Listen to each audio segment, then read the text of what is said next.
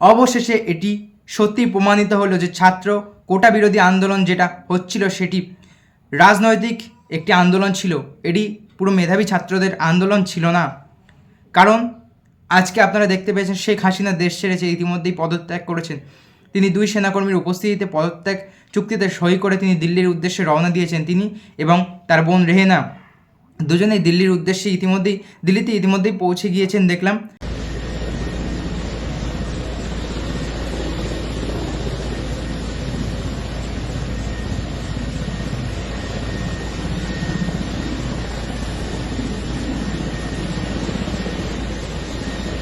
এবং দিল্লিতে যে বাংলাদেশের হাই কমিশনার আছে সেখানে নিরাপত্তা বাড়ানো হয়েছে। তো যারা দেখলেন এখানে ছাত্র আন্দোলন হচ্ছিল, ছাত্র আন্দোলনে আমি হয়তো ভিডিও করিনি, কিন্তু একটা জায়গায় আমি ফেসবুকে পোস্ট করেছিলাম। তো সেখানে ছাত্র এরকম রিলেটেডই একটা পোস্ট করেছিলাম, যে ফেসবুকে না কথা আমার মনে নেই, তবে এইরকম রিলেটেডই একটা পোস্ট করেছিলাম যে ছাত্র আন্দোলন ভবিষ্যতে রাজনৈতিক কি ধর্মীয় একটা আন্দোলনে পরিণত হবেই। সরি, আমার একটা বন্ধু পোস্ট করেছিল, সেই বলছিল। এবার যাই হোক, তাকে একজন কমেন্ট করেছে যে ভাই তুই এরকম ছাত্র আন্দোলনটাকে নিয়ে এভাবে বলছিস, এটা যদি আমাদের এখানে হতো। সে তাকে বলেছিল যে এটা রাজনৈতিক আন্দোলন। সত্যিই আজকে সেটা প্রমাণিত হলো যে ওটা রাজনৈতিক আন্দোলনই ছিল। কারণ শেখ হাসিনা নিজেই বলেছেন যে সরকার হটানোর শখ এটা, সরকার মানে হাঁটানোর যে প্রস্তুতি, তার প্রথম প্রতিক্রিয়া ছিল এই আন্দোলন। আপনারা এটা জানেন না কি জানি না, আমি বাংলাদেশ থেকেই খবর পেয়েছি, কিছু মেধাবী ছাত্র, কিছু পরিমাণ মেধাবী ছাত্র তারা এই আন্দোলনে জোরদার করেছিলেন, এই আন্দোলনটাকে ডাক দিয়েছিলেন। কিন্তু পরবর্তী যেসব ঘটনা ঘটেছে, অ্যাম্বুলেন্স জ্বালিয়ে দিয়েছে, সরকারি সম্পদ নষ্ট করেছে, এরা স্টুডেন্ট, এরা হারগিজ স্টুডেন্ট হতে পারে না। তারপর পার্টি অফিস ভাঙচুর কে করে? স্টুডেন্টরা করে। ছাত্র বিরোধী আন্দোলন, কাকু বয়সীরা কি স্বর্গ থেকে পড়তে চলে এসছে হঠাৎ করে? যারা মানে পড়ার কথা বোঝে না তারা আন্দোলনে নেমেছে, ছাত্র কোটা বিরোধী আন্দোলন। আজকে অন্তর্বর্তীকালীন ওখানে শাসন চলছে, বিকেলের পর থেকে সেনাকর্মী টাইম হয়ে গেছে, সেনাকর্মীরা ওখান থেকে ক্ষমতা হস্তান্তর করে নিয়েছে। এখন দেখার পরবর্তী কি বিএনপি সরকার ওখানে গঠন হতে চলেছে কি না। তবে এটা নিশ্চিত যে আওয়ামী লীগের পতন হয়েই গেছে। আপনি একটা কথা ভাবুন, আন্দোলন সব ধরনের হয়ে থাকে, কোটা বিরোধী আন্দোলন ঠিক আছে, রাস্তা পর্যন্ত সীমাবদ্ধ ছিল, এটা ঠিক। জেল ভেঙে আসামিদের বের করা হলো, এটা কী ধরনের প্রতিবাদ? একজন শেখ হাসিনা, একজন মহিলা, তার মানে পদত্যাগের পর তার যে গণভবন থাকে, তার গণভবনে একজন দেখলাম 2 হাত পেয়ে এরকম করে শুয়ে রয়েছে, বলছে গণভবন আমাদের দখলে, একজন হাতাখুন্তি কী সব ছোড়াছুড়ি করছে। ছাত্র আন্দোলন গুড। আমি তো মাননীয় প্রধানমন্ত্রীকে ধন্যবাদ জানাবো, কারণ সিএ এটা যে সময় একদম পারফেক্ট টাইমে এই একটা তৈরি করে রেখেছিল। কারণ সেখানে উল্লেখ আছে ধর্মীয় কারণে যদি কেউ, রিলিজিয়ান ফ্যাক্ট, ধর্মীয় কারণে যদি কেউ দেশে অত্যাচারিত হয় তাদেরকে আমরা শরণার্থী হিসেবে নিয়ে আসবো। মনে আছে তো? সেই সিএ নিয়ে অনেক কথা উঠেছিল, আমিও ভিডিও করেছি এই নিয়ে একটা। তো শুভেন্দু অধিকারী ইতিমধ্যেই বলেছেন 1 কোটি হিন্দু শরণার্থী আসছে, সবাই রেডি থাকুন। তো এখানে কিন্তু আনা যায়, হ্যাঁ তারা ধর্মীয় কারণেই সেখানে অত্যাচারিত হচ্ছে। আমি একটা জিনিস আমি দেখলাম, খুব দেখে গায়ে কাঁটা দিচ্ছে।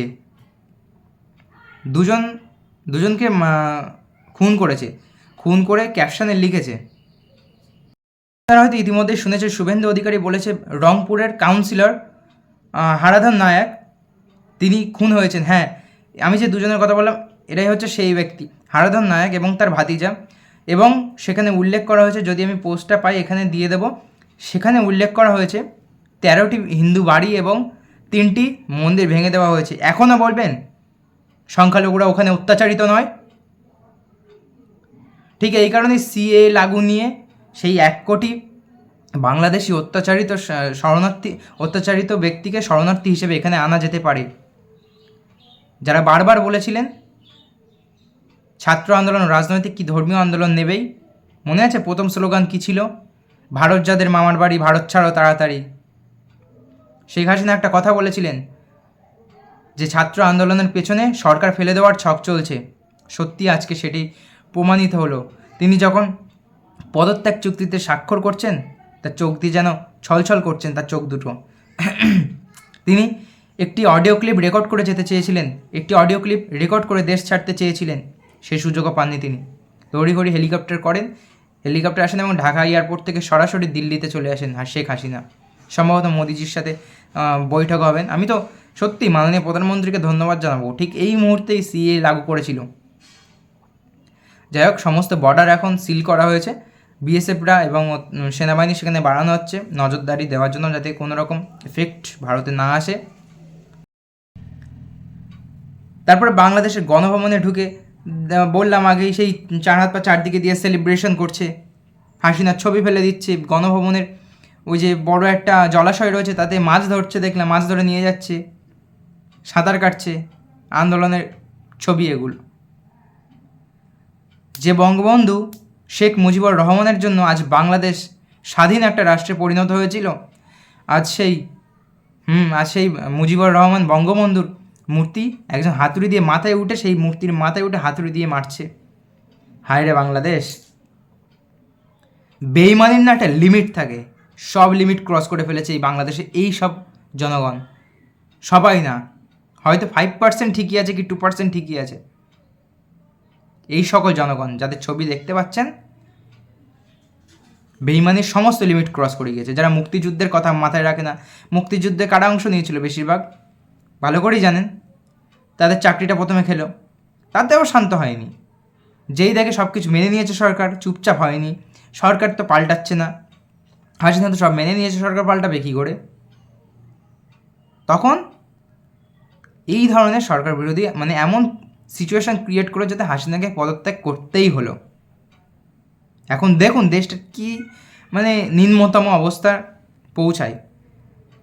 আমার তো মনে হয় পৃথিবীর সব থেকে জঘন্যতম দেশ এখন বাংলাদেশ, পাকিস্তানের থেকেও খারাপ বাংলাদেশ। কারণ পাকিস্তানে ইমরান খান যতদিন প্রাইম মিনিস্টার ছিলেন ওখানকার, তো তার অনেক কেস ঝুলছিল এবং তার যে কেসগুলো হয়েছিল তার জন্য তিনি আজীবন কারাদণ্ড হয়তো পেতেই পারেন, কিন্তু চোখের জল নিয়ে ইমরান খানের দেশ ছাড়তে হয়নি। সুতরাং পাকিস্তানের থেকেও খারাপ দেশ এখন বাংলাদেশ, সকলেই জানে।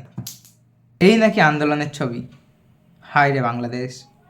তো যাই হোক, ইতিমধ্যে আমি খবর পেলাম যে শেখ হাসিনা দিল্লি থেকে সরাসরি লন্ডনে চলে যাচ্ছেন নিরাপত্তার কারণে। লন্ডনে তিনি থাকবেন, হয়তো সম্ভবত কী করবেন সেটা আপডেট পেলে পরেই জানাবো আমি। তবে লন্ডনে চলে যাচ্ছেন শেখ হাসিনা, এটাই আপাতত জেনে রাখুন। পেট্রোপোলে পুরো বর্ডার সিল মতো করে দিয়েছে, বিএসএফরা প্রচুর পাহারা দিচ্ছে ওখানে যেন একটা কেউ বর্ডার টপকে এদিকে না আসতে পারে। তো যাই হোক, ছাত্র আন্দোলন নয়, জঙ্গি আন্দোলন, শুনে রাখুন। এখনও বলে যাচ্ছি, আগেও বলেছি, এখনও বলছি, ছাত্র আন্দোলন নয়, জঙ্গি আন্দোলন। আর জঙ্গি আন্দোলনের পেছনে যারা রয়েছে তাদের ফল খুব খারাপ হবে। আজকে ভিডিওটা এই পর্যন্তই, আশা করি ভালো লেগেছে। ভালো লাগলে অবশ্যই একটি লাইক করবেন এবং আপনার এই বাংলাদেশ সম্পর্কে কী মতামত কমেন্ট বক্সে অবশ্যই জানিয়ে যাবেন। ধন্যবাদ।